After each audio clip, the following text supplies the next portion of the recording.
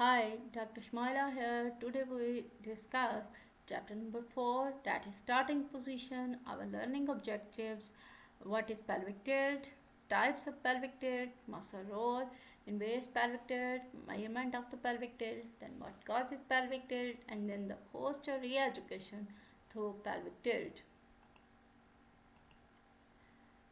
Pelvis, meaning and definition. Pelvis, Greek word, basin, bowl, formed by ilium, pubis, ischium, sacrum, and coccyx. Tilt means slope, line, incline, bend. Pelvic tilt is basically an anterior posterior motion of the pelvis around an imaginary line in the front plane. Movement definition. Movement of the pelvis on the femoral head and lumbar spine is called pelvic tilt. Pelvic motions are as follows: anterior tilt, posterior tilt, lateral tilt, and then pelvic rotations. Anterior pelvic tilt. Anterior pelvic tilt, basically we can uh, say that in anterior pelvic tilt, anterior spherical spines move inferiorly. Front of the pelvis drops, back of the pelvis rises. Muscle work: hip flexors shortens, spine extensors shortens. Similarly, hip extensors lengthen and the straight abdominal muscles also lengthen. Muscle basically work in pairs. Look at posterior pelvic tilt, in which opposite occurs as compared with anterior pelvic tilt. Anterior posterior iliac spine moves posteriorly. Front of the pelvis rises, then the back of the pelvis drops. Muscle work: hip flexors lengthen, spine extensors lengthen, and the hip extensors and straight abdominal muscles shorten. Lateral tilting of the pelvis. Lateral pelvic tilting describes tilting in both direction and associated with scoliosis are people who have legs of different length. It can also happen when one leg is bent while the other remains straight. In that case, bent side hip can follow the femur as knee lowers towards the ground.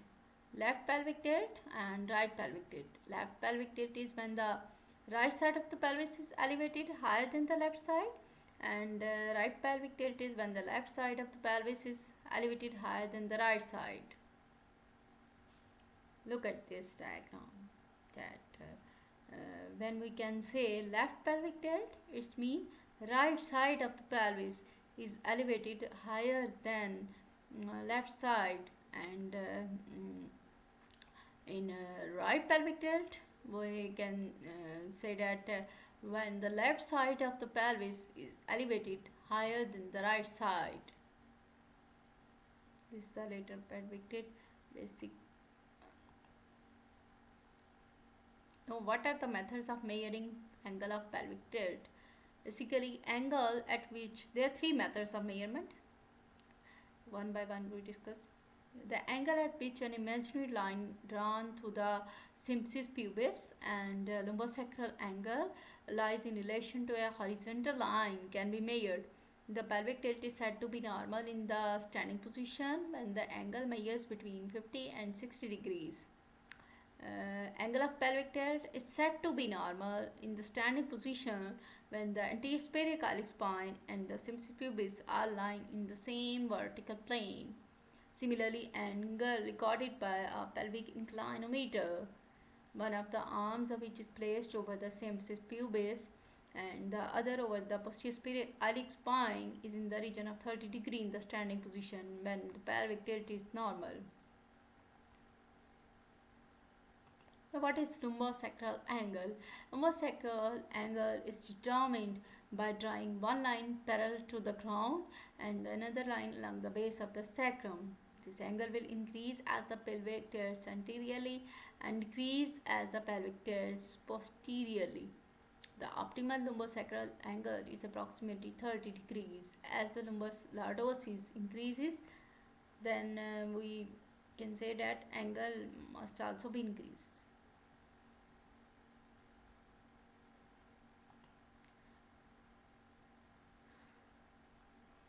decrease angle and then increase angle. Increase lordosis, angle increases. Maintenance of normal angle of anteroposterior tilting of the pelvis. Angle of the pelvic tilt in the standing position is stabilized either by the tension of the structures below anterior to the hip joint, which prevent the angle from being reduced, or by the action of the straight abdominal muscles and the hip extensors, which prevent it from being increased. No. What is alteration in the angle of anterior tilt of the pelvis? Basically, an increase in the angle of pelvic tilt is called as forward tilting, and decrease in the angle of pelvic tilt may be known as backward tilting. What is forward tilting of the pelvis? Movement of the pelvis on the femoral head to produce a forward tilting is produced by the contraction of the hip flexor muscles and extensors of the lumbar spine. Similarly, backward tilting of the pelvis is produced by muscles that are named hip extensors and straight abdominal muscles. So we can say that backward tilting of the pelvis can be tilted backward on the femoral head by the contraction of the hip extensors and straight abdominal muscles.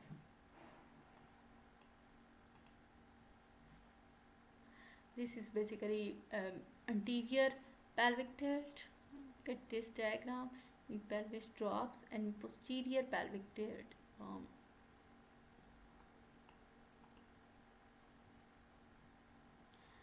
Look at this picture in which muscle work in pairs like hip flexors and back extensors. These muscles will be shortening or contracting.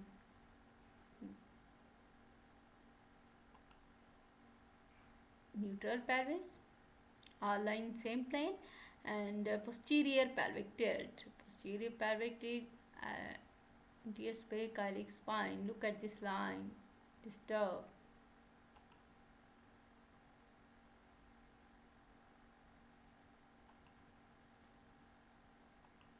Lateral tilting of the pelvis. The pelvis may also be tilted laterally on one of the femoral heads. When the femur on which pelvis is tilted is fixed in as in standing on one leg and the other leg is free to move, the pelvis is tilted laterally as a result of the abduction or adduction in the hip joint of the leg which is fixed. An upward inclination of the pelvis from the point of support is produced by the connection of the upper abductors of the hip of the supporting leg. When this occurs, the lumbar side flexors and the opposite side from the supporting leg usually work to keep the trunk erect. When the weight of the body is transferred onto the one of the legs and the hip abductors are relaxed or insufficient, then pelvis is inclined laterally and downwards towards the unsupported side by the force of gravity. Look at this diagram.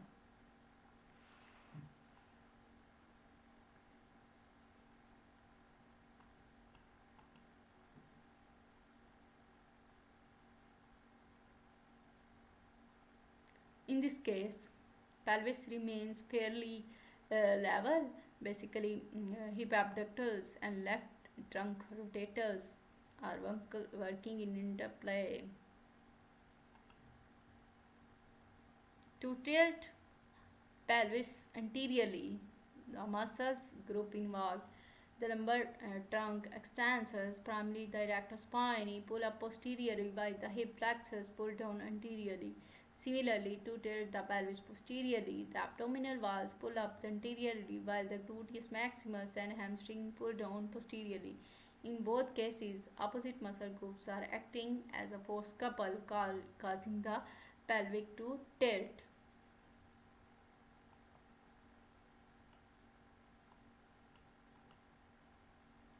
Now look at this picture, anterior pelvic tilt and posterior pelvic tilt. In this case, pelvis drop. No, what is the rotation of the pelvis? Pelvis can also be rotated to some extent on the femoral heads. Pelvic rotation occurs in the transverse plane around a vertical axis when one side of the pelvis moves forward or backward in relation to the other. Looking down on the pelvis, the sigmoid landmarks are basically basically. Anterior iliac spine, the in the anatomical position, both anterior iliac spine should be in the same plane. Pelvic rotation is occurring because the pelvis is moving on the weight bearing hip joint. If there is a right forward rotation of the pelvis, there is left hip. Look at note this point. If there is right forward rotation of the pelvis, there is left hip medial rotation. It should be remembered that this hip medial rotation is occurring because the pelvis is moving on the femoral head. When the right backward rotation of the pelvis occurs, there is left hip lateral rotation. The pelvis can be rotated so that anterior iliac spine of one side thrusts forward.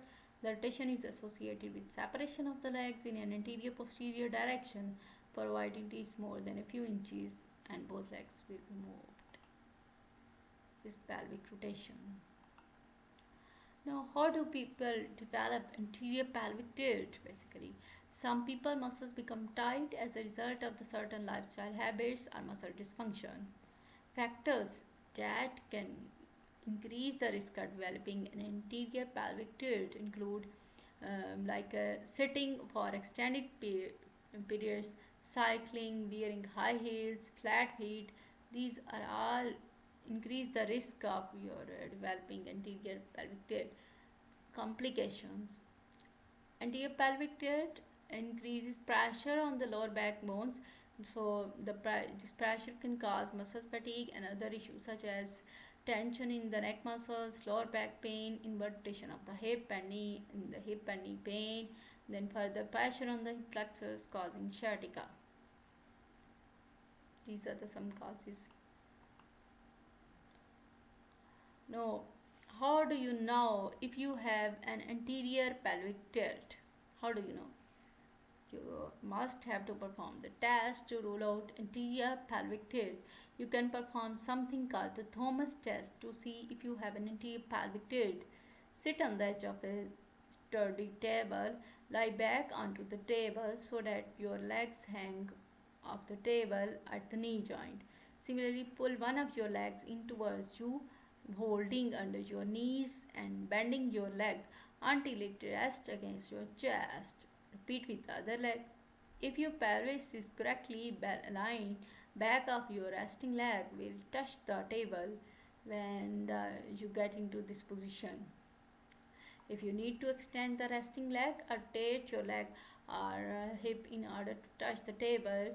Your front thigh muscles are tight. This likely signals are tilting pelvis. Anterior pelvic tilt, basically your thigh muscles, anterior thigh muscles are taut. So this is basically a test that is known as Thomas test to diagnose, to rule out the anterior pelvic tilt. What causes a posterior pelvic tilt? There are a couple of daily habits that can contribute to a posterior pelvic tilt. Look at this picture. Sleeping on your front. Sleeping on your stomach is another factor that can reinforce a posterior pelvic tilt. Too much sitting, as we have already seen, that too much sitting is one of the main culprits that cause a posterior pelvic tilt. Specifically, too much sitting in an incorrect posture.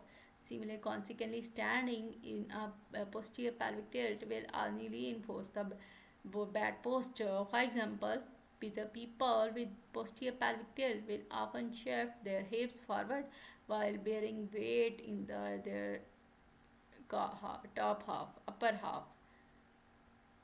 Take for instance a mother holding a baby. Rather than standing up with a strong lower back, they may let their hips sway forward to compensate for the extra weight. Another example could be where the someone lean forward with their belly on a countertop to support their weight. Sway back or posterior pelvic tilt. If you feel you have a posterior pelvic tilt, then in almost a certainty that you will fall in this category of having what is known as sway back. Sway back is basically a type of posture when the person hip or pelvis will be swayed forward over the toes rather than their hips being perfectly in line and stacked above their ankle. So uh, we can see that sleeping on your phone, taking too much sitting and standing with bad posture, they are culprits for developing posterior pelvic tilt. Posterior pelvic tilt. Look at this. When as the pelvis rotates backward, then the lumbar side adapts a more flexed or kyphotic position. The hip is in a close chain extended position. This is the neutral position, and this is anterior pelvic tilt. As the pelvis rotates forward, the lumbar flexor spine adopts a more extended position. The hip is in a close chain flexed position. No, what is posture re-education through pelvic tilt? Basically, voluntary control of the pelvic tilt teaches the patient to recognize any deviation from normal and trains him to be able to adjust it. Pelvic tilt exercise introduces you to proper positioning and then may encourage you to maintain the tilt while moving your legs. Unilateral balancing exercise helps you establish a proper pelvic tilt while balancing on one foot. These are some exercise: crook lying, gluteal and abdominal contraction. Further, low being sitting, pelvic tilting and adjustment. Low being standing, pelvic tilting and adjustment. Um, by performing these exercises, you can correct pelvic tilt, and these are very helpful in correction of the pelvic tilt. Thank you. This is all end of the chapter number 4. Hopefully you like it. Thank you again.